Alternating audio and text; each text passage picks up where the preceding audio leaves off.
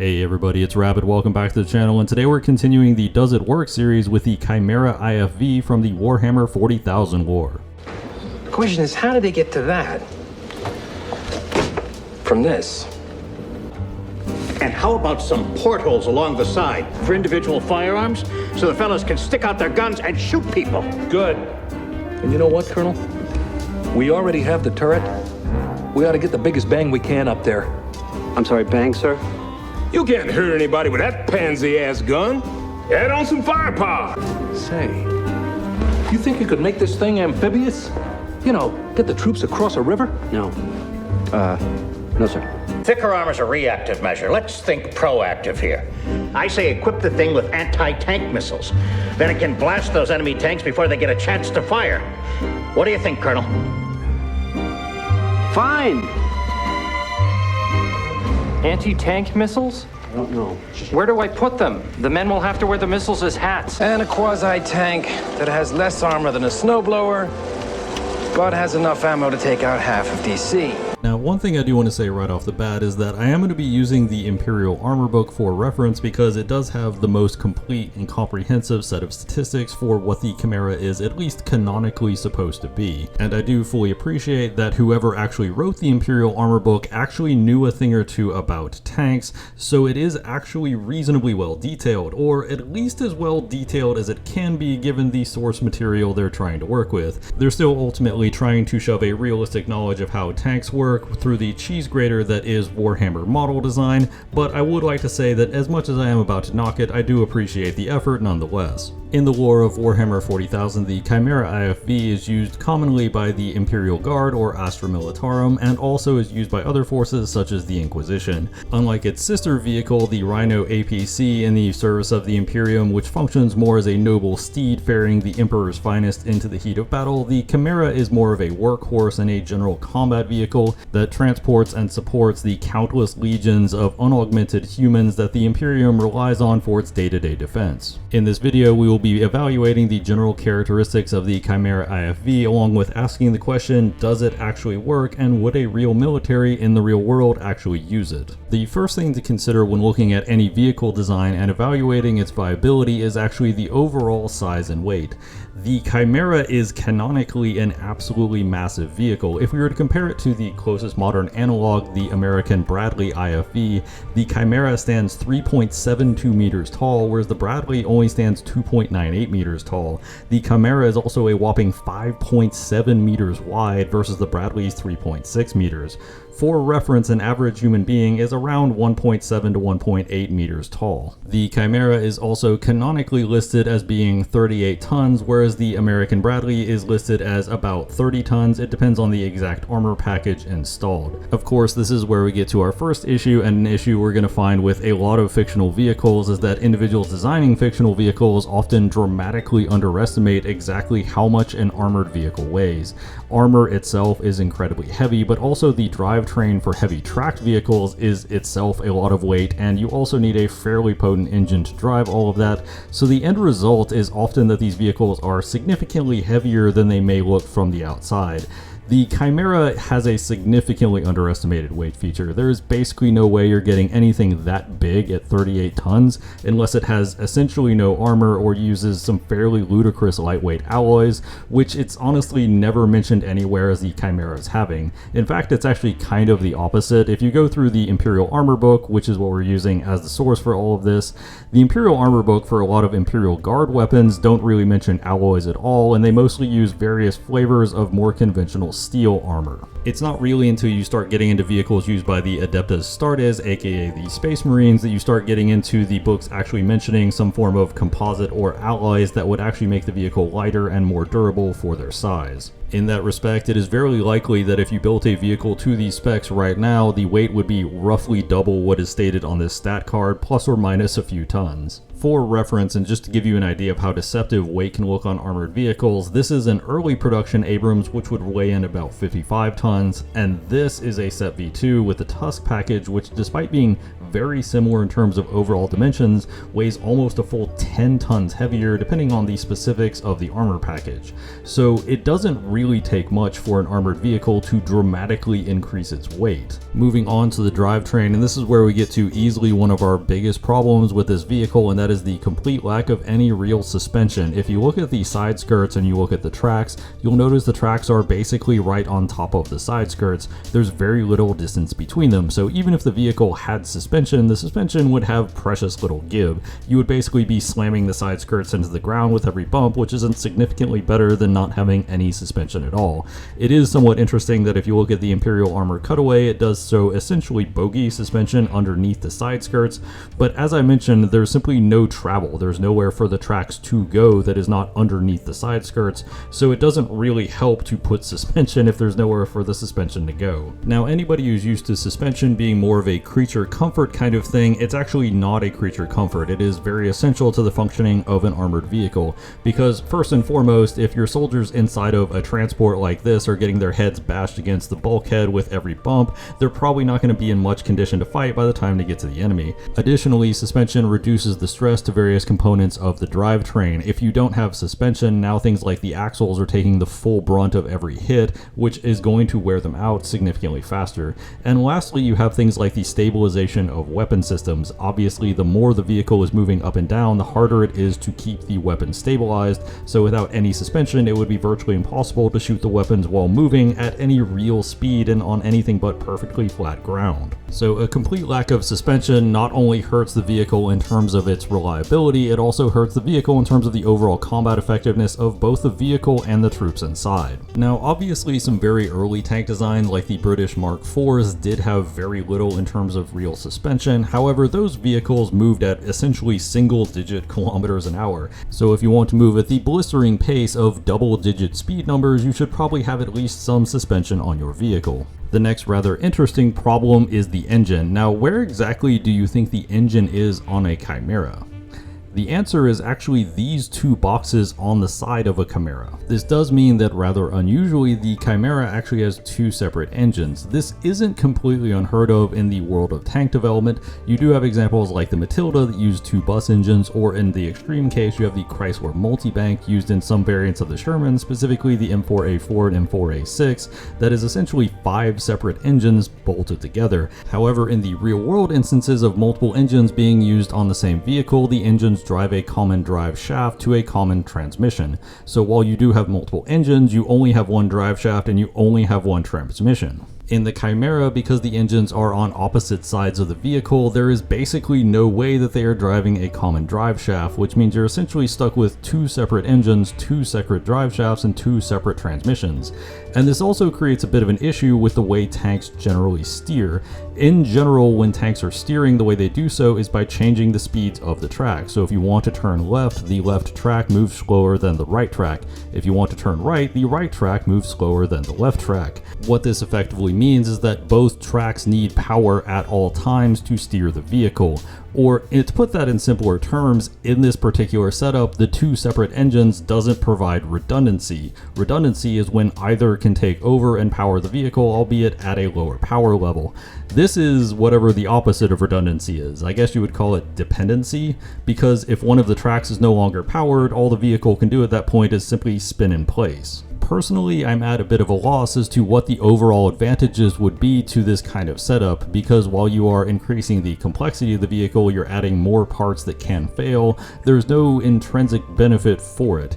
If you look at something like, say, the F-14 Tomcat, the dual engines on that vehicle are placed far apart and each of them can individually power the aircraft. So this is a case of redundancy. Losing one doesn't completely cripple the vehicle. However, in the case of Chimera, a single mechanical failure or hit to one side of the engines would basically completely cripple the vehicle, because now you have no power to the other tracks, so you can't steer or even go in a straight line. This also leads into another rather interesting feature of the Chimera, and that is, where exactly is the exhaust for these 2 engines? If you look at these 2 blocks, the 3 vents right below them that actually look kind of like the mud channels on the Matilda tank of World War II fame are actually canonically supposed to be the exhaust for the engines. The exhaust being this low on the vehicle does create some minor issues, because if you are in an environment with lots of loose dirt or particulates such as sand or ash, This is going to tend to kick up a lot more than the vehicle would normally because the exhaust is essentially blowing down into that particulate. That being said, very low mounted exhaust is probably the least issues of this drivetrain, which also brings into another issue where we found the exhaust, but where are the intakes? An engine needs to breathe out, but it also needs to breathe in.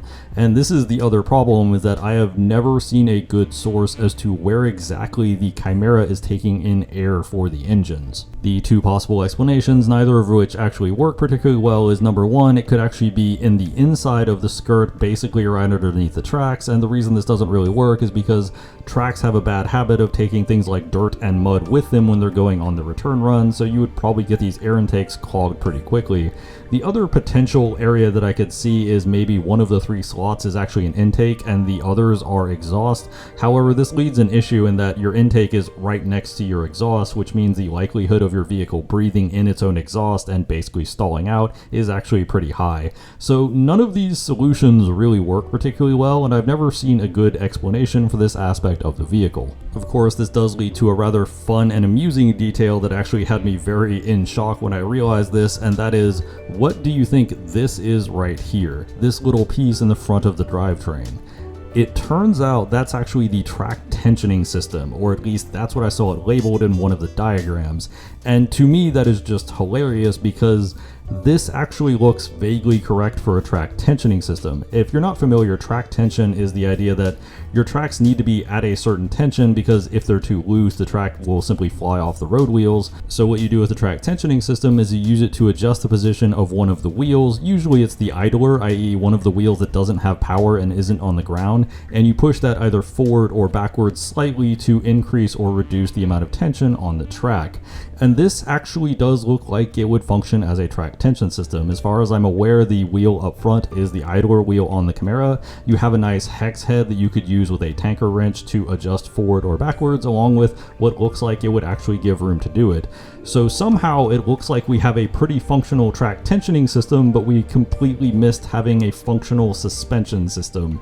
It's just one of those weird areas where they included a very obscure detail that most people would miss, but completely excluded something really big and obvious that hurts the functionality of the vehicle. This brings us around to one of the more interesting details of the Chimera, and that is the Chimera is canonically an amphibious vehicle, and looking at this design, all I'm going to say to that is no, it isn't. Now, generally speaking, a vehicle being amphibious is not a binary, it is or it isn't. It's actually a bit of a spectrum. On one side of the spectrum, you have vehicles like the M551 Sheridan that needs a flotation screen and is not well suited to anything but a relatively calm lake or slow-moving river. Then you have vehicles like the Marine Corps AAVP that can go in the open ocean with basically no issues, and even then the AAVP doesn't want to be out there if there's a particularly bad sea state. So there's a lot of degrees of which a vehicle can be amphibious, and the Chimera fails at all of them. To get the most minor gripe out of the way, the Chimera has no real propulsion system in water. You can kind of make do when you have a tracked vehicle because the tracks themselves will naturally push water, but this will limit your top speed and your efficiency, so at a bare minimum, not having a dedicated propulsion system for the water would kind of limit the amount of time you would want to spend in a water obstacle. That being said, the much bigger issue is the position of the exhaust. The exhaust is so low on the vehicle that it would be well below the waterline were you to actually float this in an obstacle, and obviously your engine getting flooded with water is not a particularly good thing. In addition, the exhaust is actually so low on the vehicle that even deep fording might actually become a bit of an issue.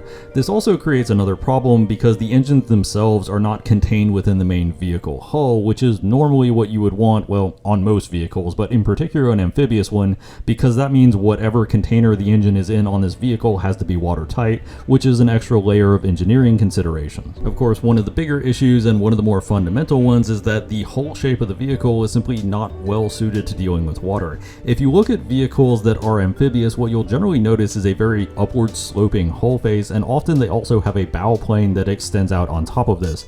The reason for this is that if you simply drive an armored vehicle into water, what's going to happen is the nose of the vehicle is going to cut through the water and the vehicle will simply sink. This is why on vehicles like the BMP-1 they have this bow plane on the front of the vehicle that extends out, because this gives them more surface area to push back against the water so that the nose of the vehicle doesn't simply go under.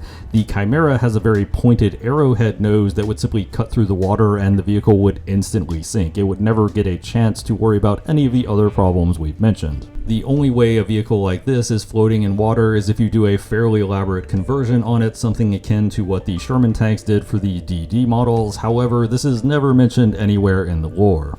Ultimately, if you drove a vehicle with this specific design into water, what would happen is that it would sink and you would die very quickly.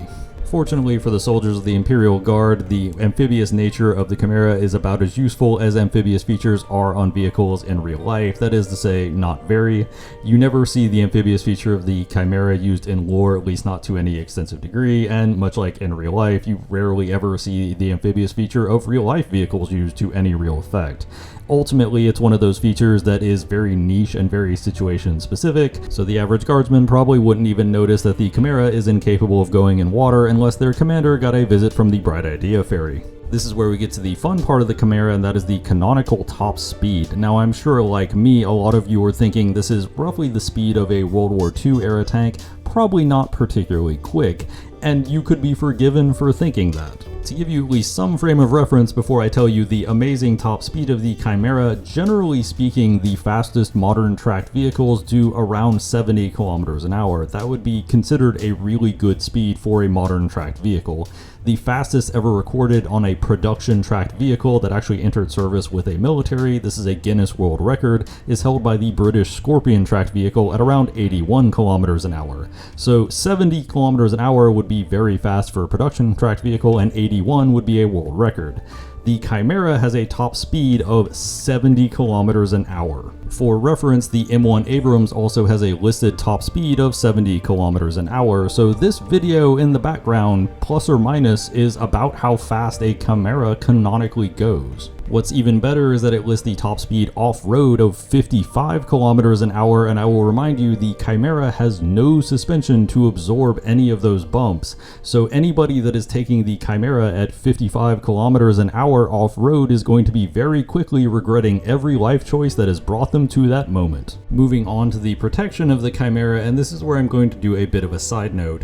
While you could go in depth in terms of overall millimeters of protection and all that nonsense, trying to do this with sci-fi materials is at best a bit of an inexact science. The properties of unobtainium and how efficient it is at armor compared to modern rolled homogeneous steel is at best going to be a bit of a guesswork. And on top of that, you also have the core problem in terms of all armor is relative to the expected threat. A BMP-1 might be paper thin when fighting Bradleys and Abrams, but would be an unstoppable powerhouse if all you had were AK-47s.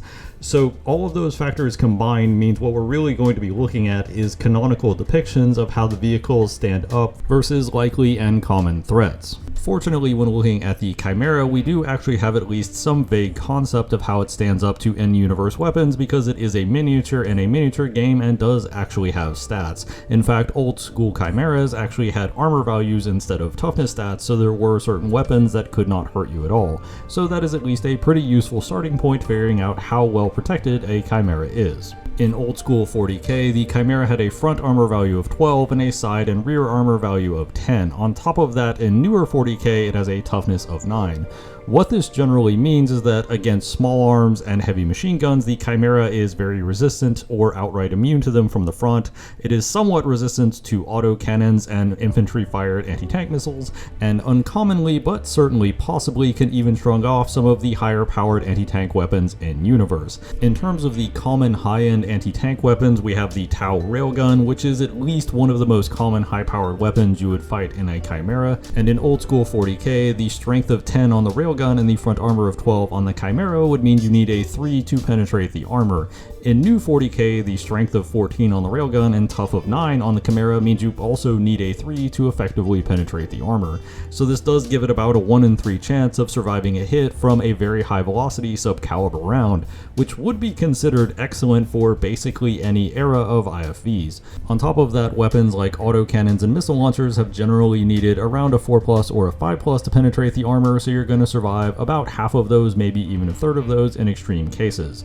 All told, from the frontal aspect, the Chimera could be seen as a very well protected IFV. In some areas, it's actually on par with a lightly protected main battle tank. The side of the vehicle drops off rather significantly. Tough 9 in the modern iteration of 40K doesn't really show that off, however in older editions it was only armor 10, so heavy machine guns like the heavy bolter could penetrate it, although very unlikely. The only modern IFVs that would really have a protection scheme that exceeded this would be things like the Israeli Namur, that is essentially a tank converted into an IFV, so this would be incredibly good, at least for the average armor value across the frontal arc. As an interesting detail about the armor package on the Chimera, older versions of 40K do reference the vehicle as having access to an explosive reactive armor or ERA kit. However, this has never been depicted anywhere, and I'm not aware of any rules of it citing exactly how effective this would be against different types of weapons, so this might simply be a relic that is no longer canon. Of course, this does bring up the area of potential weak points on the Chimera IFV. Now, all armored fighting vehicles are going to have weak points, that is simply inevitable. You need places for the crew to get out, you need places for optics, you need places for guns to puck out, etc, etc, and this is going to ultimately result in some areas being weaker in terms of total thickness than others. The Chimera has two rather glaring issues across the frontal arc.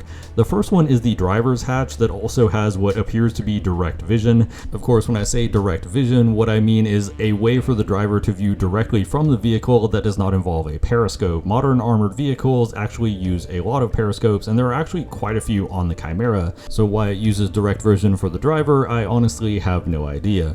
But obviously putting a driver's hatch on the front of the vehicle will create a weakness unless the driver's hatch is as strong as the surrounding armor, and this is ultimately one of the issues that as tank armor crept up in thickness, the ability to armor a driver's hatch to the point where it was equal to or superior to the surrounding armor basically went away, and especially when you start getting into eras with more complex armor kits such as composite armor, ERA spaced armor, etc, the ability to attach those to a driver's hatch is fairly limited, so we saw a shift away from driver's hatches on the front of the armor to driver's hatches on top of the armor to try and mitigate this problem. This would present a weakness for the Chimera because obviously this would be less armored, and the direct vision in and of itself would also be a pretty glaring weak spot. Even if there is ballistic glass in there, it's not going to be as strong as armored steel. The other issue for a frontal weak point is actually the hull-mounted heavy bolter. Hull-mounted weapons require a weapon system to not only be able to poke through the armor, but actually need enough room on the side so that the weapon can potentially move. Or you don't specifically need that. There have been some hull-mounted weapons that were fixed in a forward mounting, but those are pretty uncommon, and every depiction of this heavy bolter shows that it actually does have a field of fire. So because you have to have that much space, you're going to create a weak point, and the heavy bolter itself is probably not going to stand up to getting directly hit by an incoming round. So this does add another weak point to the vehicle. Hull-mounted weapons were used a lot around the World War II era for a few different reasons.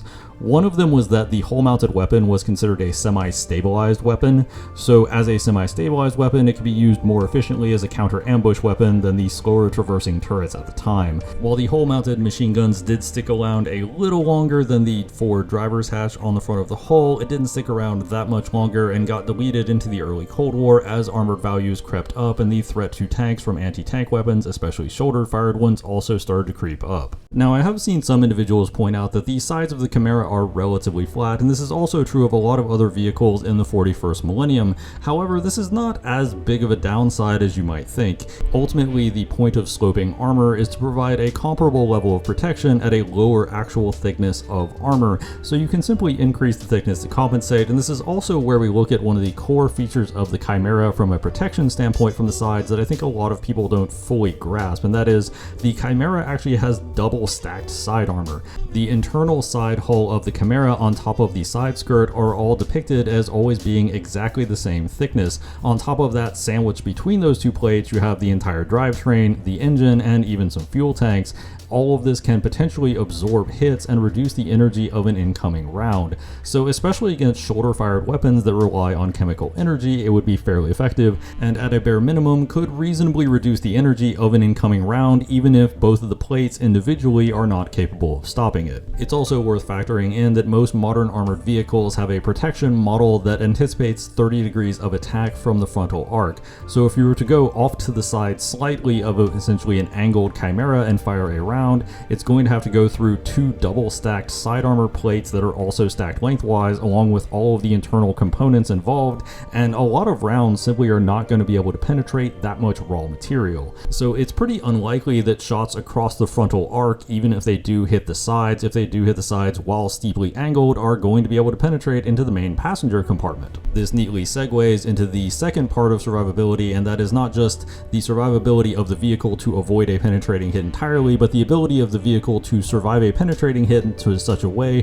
that the crew and passengers are able to evacuate effectively. And this is an area where I'm going to reference the official interior detail kit for the Chimera produced by Forge World, because this actually does a pretty good job of showing us what the interior of the Chimera actually looks like, at least in canon. What we can see here is that the main passenger compartment is actually protected on both sides by the running gear and double stacked armor, and on the front you actually have an armored bulkhead separating it from the crew compartment. And what this essentially means is that the passenger compartment is actually about as well protected from hostile fire as you can get. It's very likely that even if a shell were to disable or penetrate the armor, it wouldn't actually get into the passenger compartment, and if it does, it would have significantly less energy. On top of that, the main passenger compartment is both very large by modern standards and relatively obstruction-free. Obviously, there might be some extra kit or heavy weapon parts lying on the floor that are there for storage, but ultimately it wouldn't be that difficult to file out of a vehicle when it is disabled. This factor, in addition to the fact that most of the crew members, except for the hull-mounted machine gunner, have their own hatch to get out of, means that a stricken Chimera would actually be a very easy vehicle to evacuate, and every Chimera loss would likely result in relatively few casualties, at least comparatively speaking. Additionally, and this is one of those rather weird benefits that I don't think the designers intended, the biggest source of fires within armored vehicles outside of ammo is actually things like POL and hydraulic fluid, and because the entire drive system is exterior to the vehicle, the most likely sources of fire is also exterior to the vehicle. There is canonically a fuel tank that is underneath the turret, however this would be pretty unlikely to be hit, as things low on the vehicle are in general unlikely to be hit. Additionally, the single most likely source of vehicle fires is actually ammunition, and the primary weapon of a Chimera is a multi-laser which doesn't use ammunition, or more accurately, it uses power packs, and while burning batteries can definitely be a hazard, it takes a while for them to brew up and the crew would have enough time to evacuate. Of course, this neatly segues into the passenger accommodations, and on the whole, this is an incredibly roomy vehicle. The massive size of this vehicle combined with the very large and very open crew compartment means that you would have plenty of room to stretch your legs, which is a bit uncharacteristic for a military vehicle. That being said, Imperial Guard do tend to carry heavy weapons, which are very large and very bulky, so I imagine at least some of this space is there for the heavy weapons and ammunition. However, this would still leave the vehicle as being a fairly comfortable ride by military standards. On top of that, you do have a nice big ramp on the back that can offload the troops very quickly. You also have a door within the ramp so that you don't necessarily have to use the big hydraulic ramp every time, which is a feature that you will also see on the American Bradley. That being said, one feature that does make me more than a little nervous is the very obvious hydraulic system that is exposed on the back of the ramp. Generally speaking, you don't want the hydraulics to get damaged, because if the hydraulics do get damaged, you are probably not moving this ramp at all. It likely weighs about a good 3 to 4 tons. On the plus side, if the hydraulics do get damaged and you have to drag this heavy ramp all the way back to base, you will at least have a nice breeze and a nice view on the way. As I said previously, the only crew member that doesn't have a dedicated hatch for them is actually the hull-mounted heavy bolter. The commander has a hatch in the turret, and additionally the driver has their own hatch in the front of the hull. So again, everybody has a pretty easy way to get in and out of this vehicle, and it actually is kind of large and kind of roomy, which is probably not something you would expect out of a vehicle from the 41st millennium. Moving on to the weapons of the Chimera, and one of the first features that a lot of people will notice is the 6 hull-mounted las guns, 3 on each side on the crew compartment. And as far as I can tell looking at the designs, these are actually a different design than the crew members' las guns, which means the Imperium developed an entirely different weapon just to poke out of the portholes on the Chimera.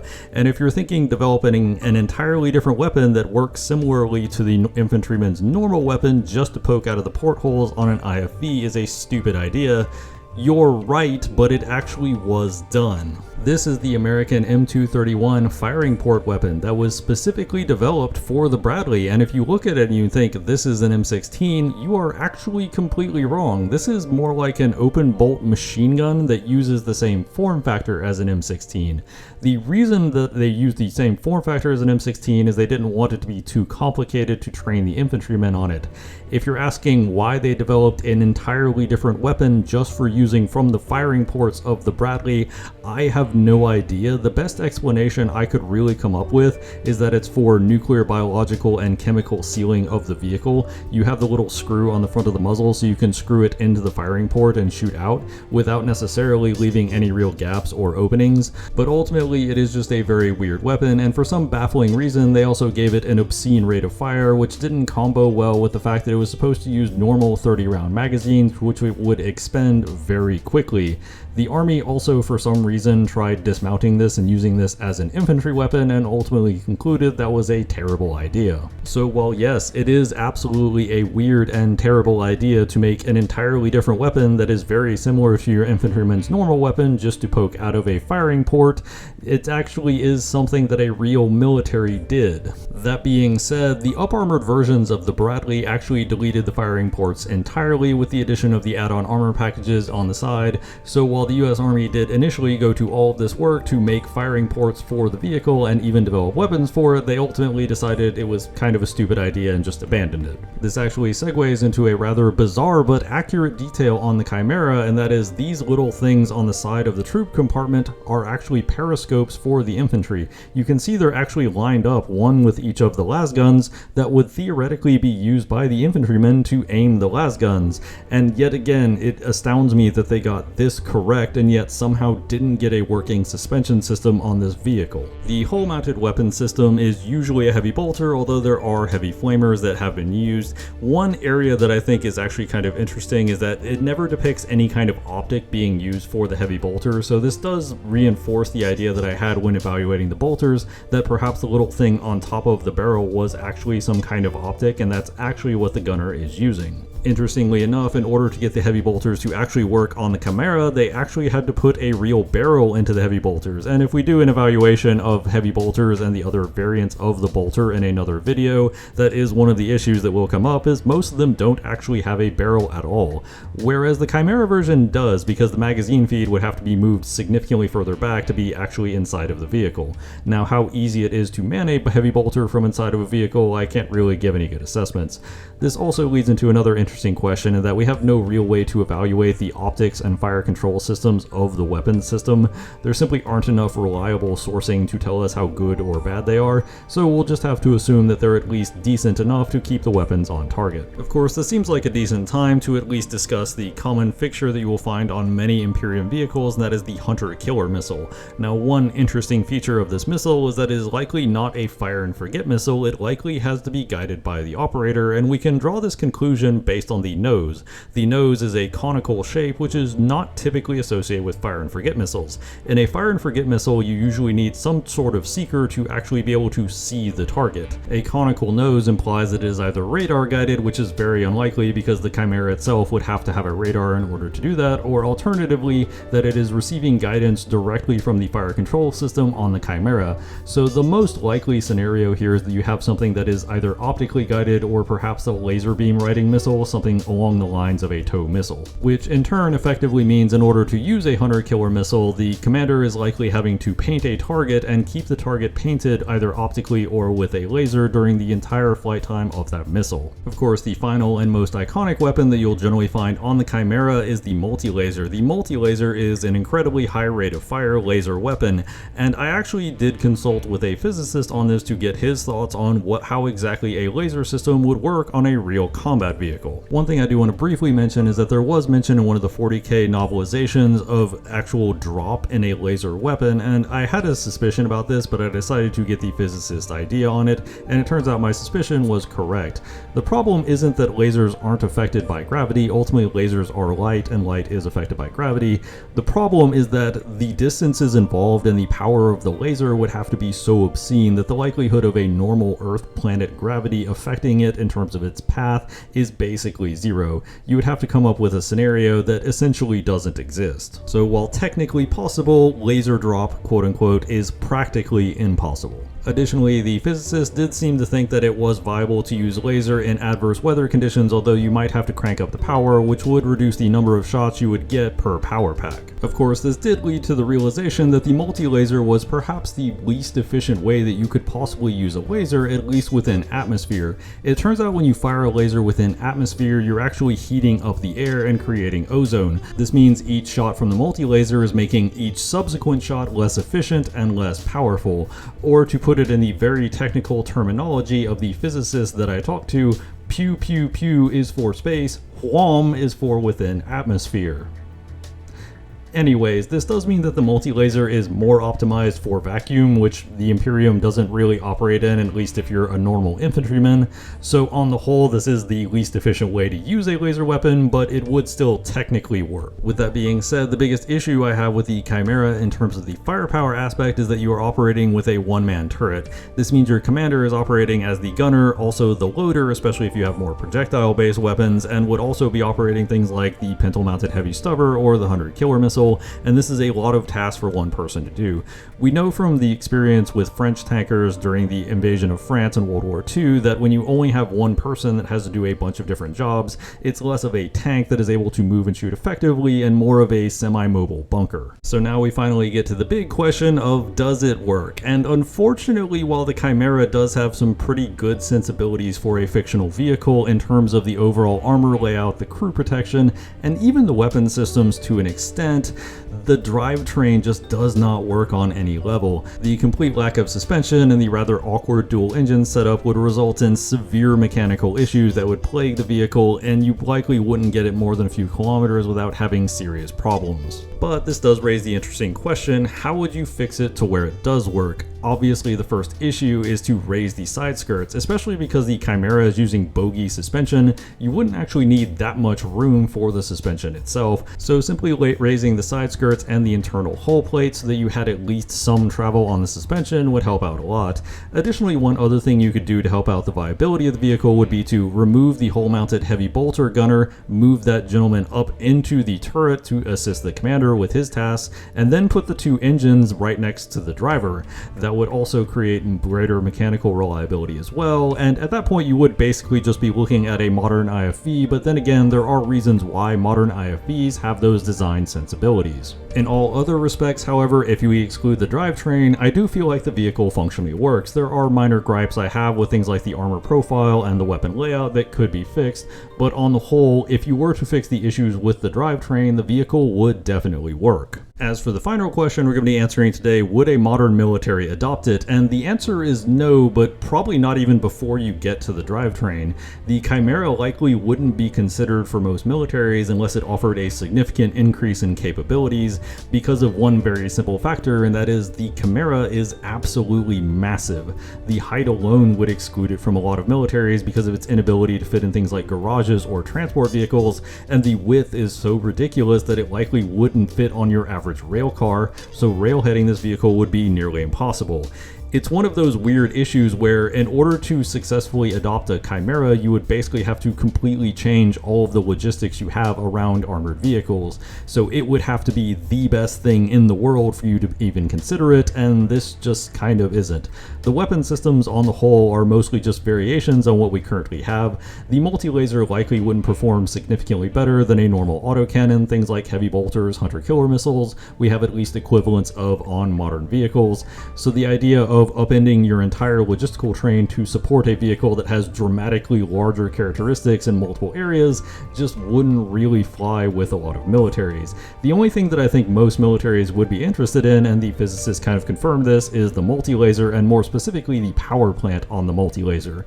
We can currently make lasers today, that's not the problem, but keeping one powered enough to have a useful military application across multiple shots is a bit of a challenge. So whatever battery pack the Imperial Guard is using for the multi-laser would likely be of significant interest to any military, but the vehicle as a whole would likely be a pass. Of course, those are just my thoughts on it. Feel free to let me know down in the comments down below if you agree or disagree. I always love hearing from you guys. Now, in terms of this series, obviously we went over the Bolter last time and the Chimera this time, so there are a wide array of things that we could potentially cover with this series. The only limitation is that it has to be something where I have enough source material, and with several Imperial armor books and Warhammer 40,000 being a very well documented universe, it is actually pretty easy to cover Warhammer, but it's not the only topic that I could potentially cover in this series. So if you have any ideas, feel free to drop them in the comments down below.